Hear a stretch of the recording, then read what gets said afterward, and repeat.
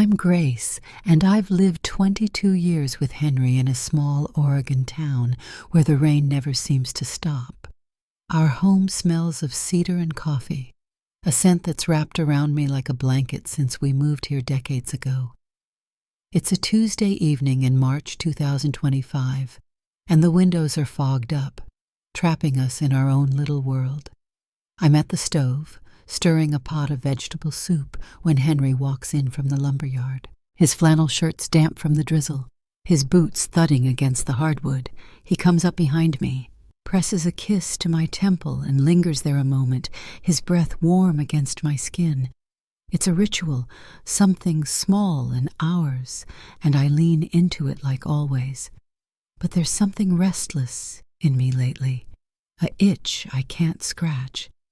Last night, after we cleared the dishes, Henry pulled me onto the couch. His hands were steady, sliding under my blouse, his lips tracing my jaw as he moved with me, slow and sure. The cushions sank beneath us, and I matched his rhythm, my fingers digging into his shoulders. It was good, great, even, his focus pulling me under until my breath caught and the room spun. When it was over, he rolled off, chest heaving, a tired smile on his face. I lay there staring at the ceiling, my heart still pounding, my body still humming. "Again?" I whispered, half joking, half serious. His eyes opened, soft and hazy, and he chuckled. "Give me a minute, Grace." He tried. God, he did, kissing my shoulder, dragging his fingertips down my spine, climbing back into that space between us.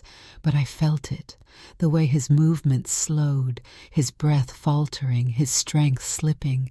I held him close anyway, kissed his cheek, his jaw, his mouth. "It's okay," I murmured, and I meant it. I love him. He's warm, solid, mine. But deep down, something kept burning. Not doubt, not emptiness, just hunger. Not because he failed me, but because I'm never done. The next morning, I'm nursing my second cup of coffee, still wrapped in his faded t-shirt from the night before. The kitchen's quiet except for the drip of the faucet and the soft patter of rain outside. Henry walks in, hair a mess, eyes half awake, but there's something sharp in the way he looks at me, something unfinished. He leans on the counter, watching me a little too long before he speaks. "You ever feel like I'm not enough?" His voice is softer than I expect.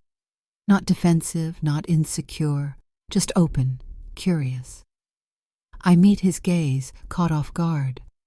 "No," I say, and it's true. He nods slowly, but he's not done.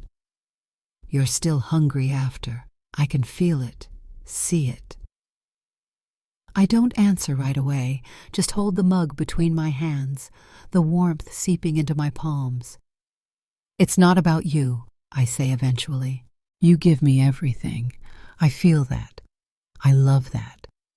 He steps closer, close enough that I smell the pine and sawdust on him. But it's still not enough. It's not a question this time, just truth hanging there between us, plain and steady. I look at him, really look, and there's no shame in his eyes, just something deeper he hasn't said yet. I take a breath. "I don't want more because you're lacking. I want more because I just do." He nods again, thoughtful, and then he asks, "If there was a way to give you that, without losing what we have, would you take it?" I don't move, don't answer, but I don't look away either. That's enough for him. He reaches across the counter, takes my hand, his fingers curling gently around mine. He doesn't say it, but I feel it. He's already turning it over in his mind. 2 days later, he comes home from work with 4 men I've never met. No warning, no explanation. They just walk in behind him like they belong here, nodding politely as they kick off their muddy boots and shrug out of their coats. I'm standing in the kitchen, a half-peeled potato in my hand, the soup simmering on the stove. Dinner's not ready yet, I say, my voice thinner than I mean it to be. Henry sets his keys down on the counter, casual as ever. That's okay. They're not here for dinner. The men settle into our living room, 2 on the couch, 1 in Henry's armchair, 1 leaning against the wall.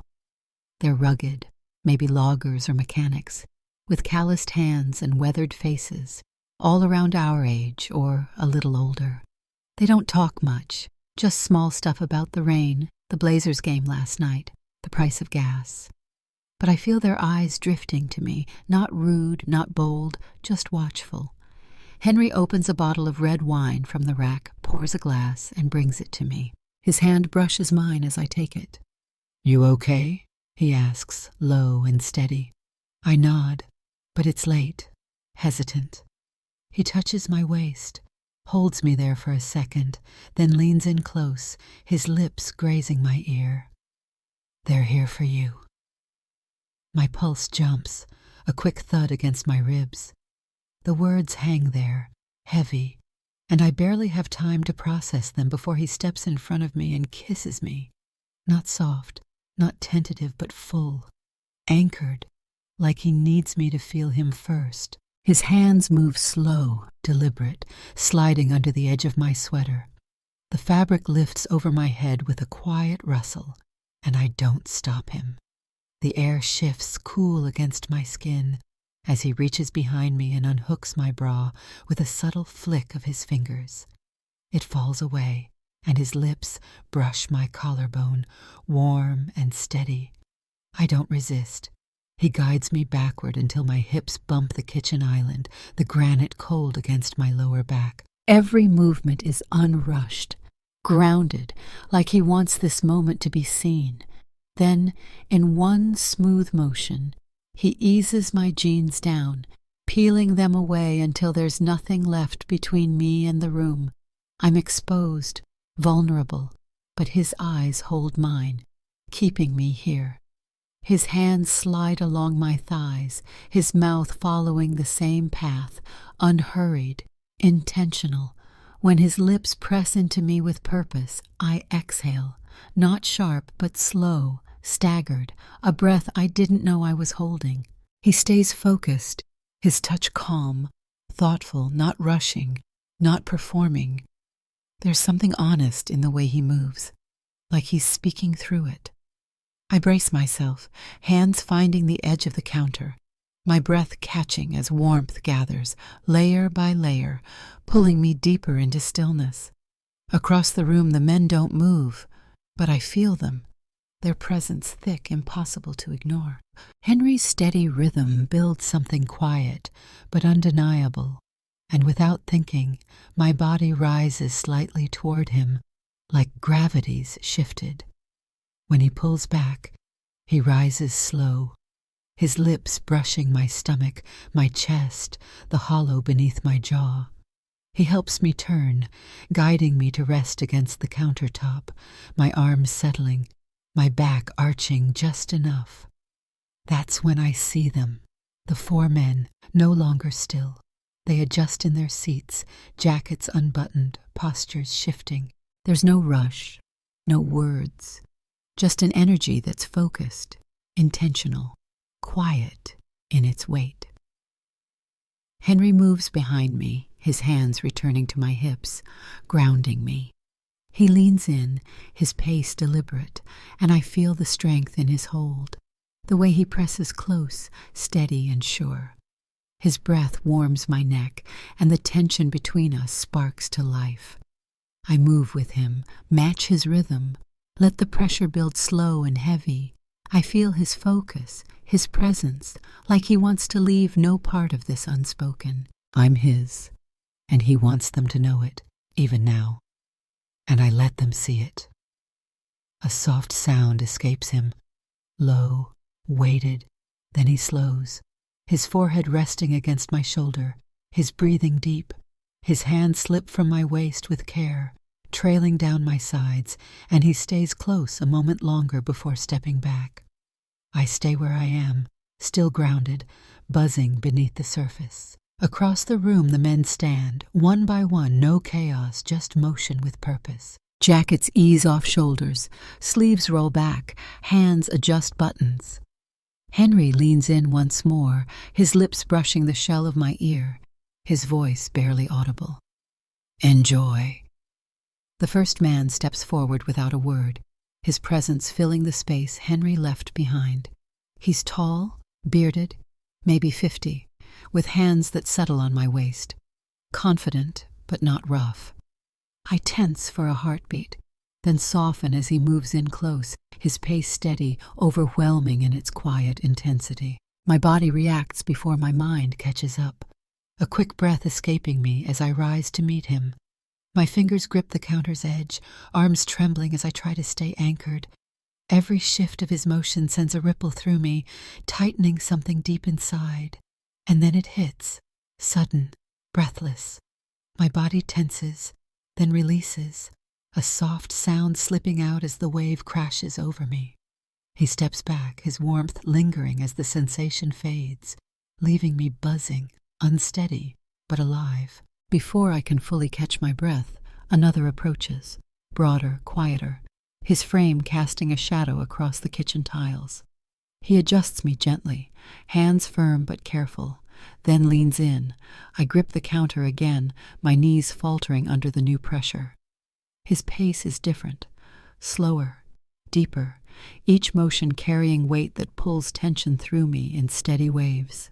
My breath hitches, short and ragged, and I'm caught, completely still, held in place by his calm presence. The second wave comes sharper, my thighs shaking, my hands tightening until my knuckles blanch. I reach for something I can't name, then let go, breathless and undone, a low gasp tearing free as it overtakes me. He steadies me as I tremble, then eases back, leaving me swaying, my skin flushed and damp. The third moves in next, his steps deliberate, his eyes catching mine as he closes the distance. One hand reaches up, curling gently into my hair, tilting my head just enough so our gazes lock. He doesn't wait. His movements are firm, assured, pressing into me with a rhythm that jolts my breath into short bursts. My body responds, rising with each surge of pressure, but I don't pull away. I lean into it fully, not because I have to, but because I need to. It builds fast, intense, and when it crests, it's louder, more raw. A sound tears from my chest as the pressure unravels everything. He keeps me grounded, his grip steady as I shake in his hold, the moment stretching until it finally passes. I'm still reeling, my pulse hammering, when the fourth steps forward, and this time another joins him. The fourth man is leaner, his touch lighter at first, but there's purpose in the way he moves. He lifts my chin with care, kisses me deep and slow, his lips soft against mine, then lowers himself into position. I welcome him fully, my body still trembling from what came before, as he finds his pace, unrushed, deliberate. The other man steps behind me, pressing close. Their movements align, a perfect sync that anchors me in the chaos. One steadies me with calm control. The other responds to the rhythm I give him, and the pressure mounts fast, unbearable in its intensity. I'm caught between them, my breath faltering, my hands slipping on the counter. When it crests, I let go. The sound is low, muffled, caught in the space they've carved out. My body shudders, raw and open, as they step back together, leaving me swaying, overwhelmed, but held. I'm still trembling, my legs unsteady, when I look up. Henry's across the room, unmoving, his eyes locked on mine, his jaws tight, his hands clenched at his sides. But it's not anger I see. It's awe, maybe something more, something he can't say. The air feels thick, charged, like the moment before a storm breaks. I realize this isn't just for me. He's proving something, maybe to himself, maybe to us. The four men linger nearby, their presence a quiet weight. But it's Henry I feel most, even now.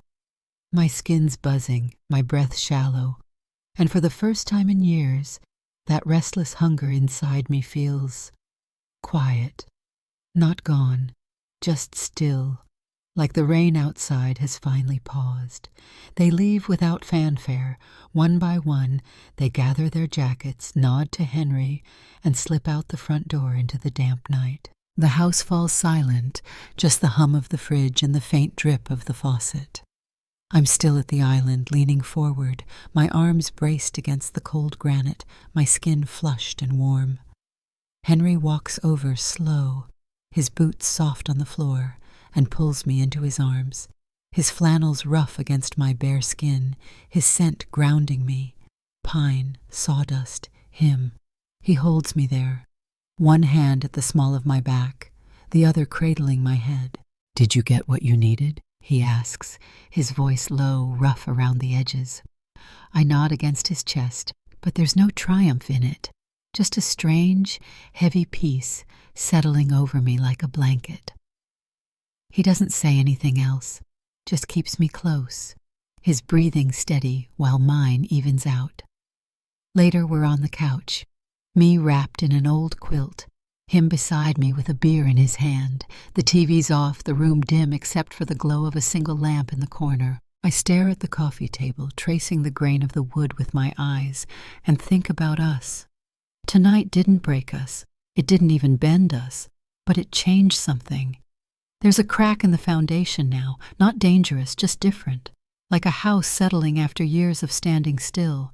Henry's hand rests on my knee, warm through the fabric, and I wonder if he feels it too. The hunger's quiet, but it's not gone. It's part of me, part of us, and maybe he's okay with that. I shift closer, leaning into his side, and he sets the bottle down, his arm sliding around my shoulders. The rain stopped outside, the world beyond the windows dark and still. I look up at him, his face softened by the shadows, his hazel eyes catching the light. "Would you do it again?" I ask, my voice barely above a whisper. He doesn't answer right away, just squeezes my shoulder, his thumb brushing my collarbone. His silence isn't heavy. It's thoughtful, like he's turning it over the way he does when he's fixing something broken. Maybe that's enough for now, that quiet between us. Life'll go on tomorrow. Coffee in the morning, soup on the stove, his boots by the door. But I know I'm not the same Grace I was yesterday. Neither is he. The restlessness is still there, tucked away, but tonight it's sleeping, and for once I am too.